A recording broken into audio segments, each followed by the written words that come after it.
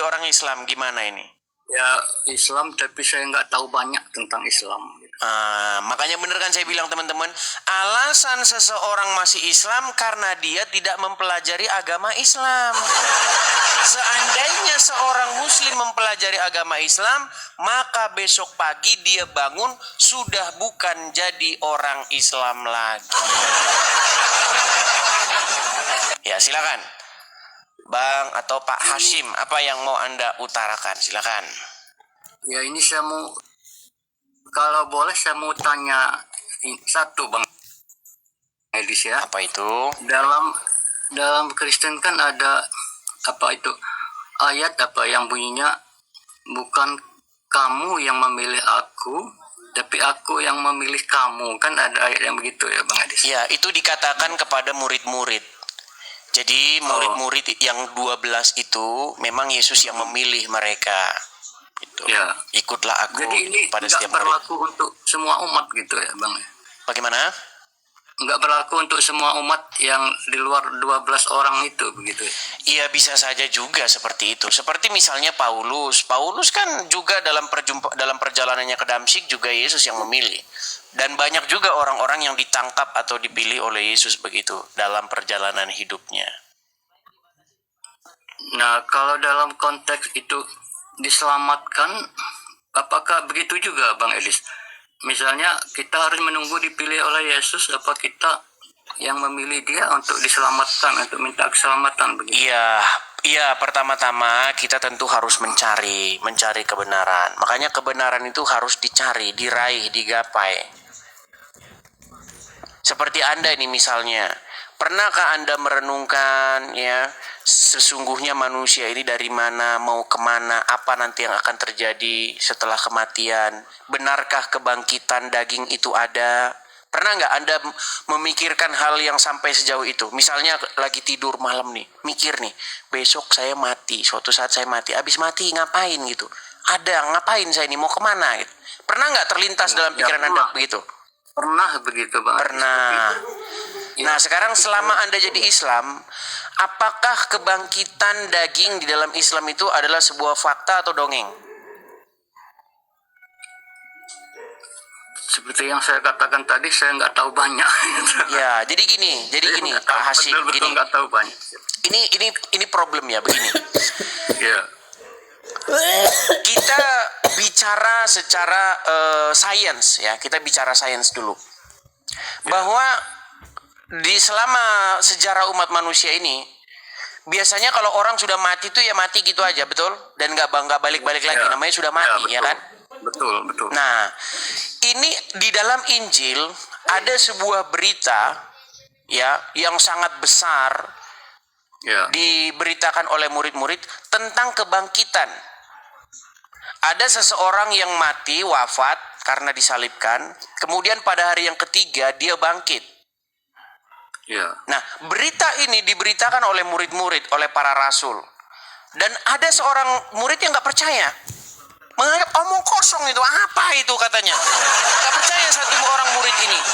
Dia bilang begini, sebelum saya mencucukkan bekas tangan saya ini ke lambungnya dan ke tangannya, sekali-kali saya nggak akan percaya. Nggak percaya dia.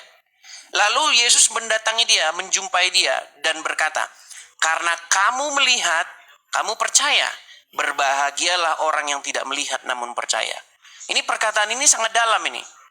Nah, untuk kita generasi yang sekarang ini, kita nggak lihat kita, ya kan? Tetapi kenapa saya harus percaya dengan pemberitaan itu, ya kan? Karena yang memberitakan itu banyak orang, murid-murid memberitakan, ini memberitakan, itu memberitakan, ditulis manuskrip-manuskripnya. Pemberitaan itu ya ada begitu ya. Nah, masalah orang tidak percaya ya sudah, itu urusan dia tidak percaya. Nah, sekarang begini, waktu Anda Islam, Anda sekarang masih Islam ya? Anda Islam? Ya, masih. Pernahkah Anda mendengar berita tentang kebangkitan? Ya, yang saya dengar itu ya berita dibangkitkan dari kubur gitu ya. Ya, tapi kan masih besok kan? Ya, masih besok. Oke. Muhammad sendiri dia di mana? Ya, di kuburan gitu. Di kuburan. Makanya begini Hashim, Jika Anda menjadi seorang muslim, Anda menjadi pengikut orang mati yang di kuburan. Betul atau salah? Betul. Betul. Tapi jika Anda menjadi seorang Kristen, Anda mengikuti orang yang bangkit, yang mengalahkan kematian. Makanya ajaran agama Kristen itu punya harapan tentang kebangkitan itu. Karena sosok Yesus sendiri bangkit. Jadi kebangkitan daging di dalam agama Kristen itu adalah sesuatu yang sudah terjadi. Makanya orang Kristen memiliki harapan akan kebangkitan daging itu. Tetapi di dalam agama Islam tidak ada harapan kebangkitan itu karena tokohnya sendiri yang mengajarkan itu ada di kuburan sekarang. Ya, itu sudah sering saya dengar ya Bang Edis ya, tapi yang sampai sekarang masih jadi pertanyaan saya, ya yang saya tanyakan tadi, mengapa Tuhan Yesus itu nggak memilih semua orang untuk diselamatkan begitu, tapi dia hanya memilih yang ingin dia pilih begitu. Itulah pertanyaan saya itu.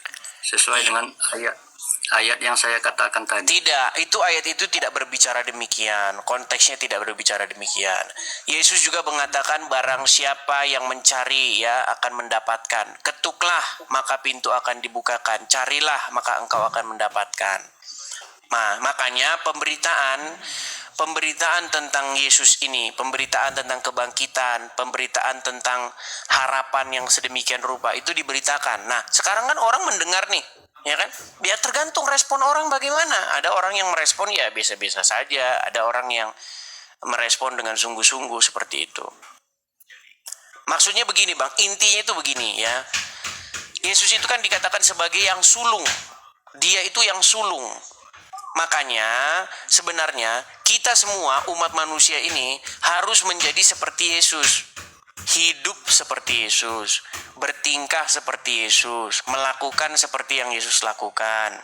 Begitu. Supaya apa? Supaya juga mendapatkan hidup yang kekal. Seperti itu.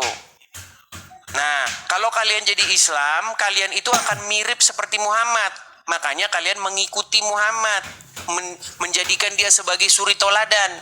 Nah, sayangnya kalau kalian nanti mengikuti Muhammad, menjadi seperti Muhammad berakhir di kebinasaan. Buktinya apa? Sosok Muhammad sampai hari ini masih binasa. Ya, saya sudah mengikuti Bang Edis sudah lama, sudah sering dengar ini, dan saya juga ya nggak bisa membantah karena saya nggak punya ilmunya gitu. Ya cuma itu aja yang ingin saya tanyakan tadi. Yaitu... Begini Pak Hashim, saya mau tanya kepada Anda. Secara logika dan akal sehat, ini logika dan akal sehat, kita nggak bicara iman. Mana yang lebih pantas untuk diikuti?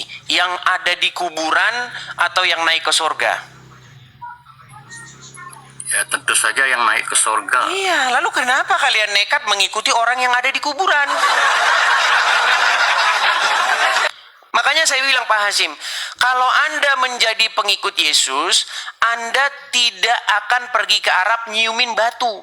Tapi kalau Anda jadi pengikut Muhammad, Anda berangkat ke Arab nyiumin batu di sana. Di sana Anda main lempar-lemparan batu, lempar batu. Kalau Anda ngikutin Muhammad. Tapi kalau Anda ngikutin Yesus, Anda tidak akan berlaku sedemikian. Kalau Anda mengikuti Yesus, Anda akan mengasihi sesama manusia. Kasihilah sesamamu manusia seperti dirimu sendiri. Jangan membalas kejahatan dengan kejahatan. Kalau Anda menjadi pengikut Yesus, ingin mirip seperti Yesus. Tapi kalau Anda ingin seperti Muhammad, menjadikan Muhammad sebagai suri toladan, mengikuti Muhammad, Anda akan membenci sesama manusia. Oh Bang, di mana dalilnya kok Anda bilang begitu? Nah ini makanya sering-sering nonton Edis TV. Ya saya seperti yang saya katakan tadi, saya memang sudah sering nonton Edis TV dan saya sudah dengar semua tentang itu Bang. Ya sebenarnya ya saya nggak ingin tanya-tanya banyak, cuman itu aja yang ingin saya tanyakan gitu. Ya makanya ada slogan dari saya, 2025 ganti Tuhan. Iya.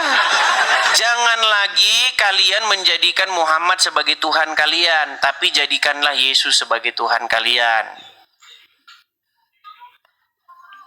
Begitu.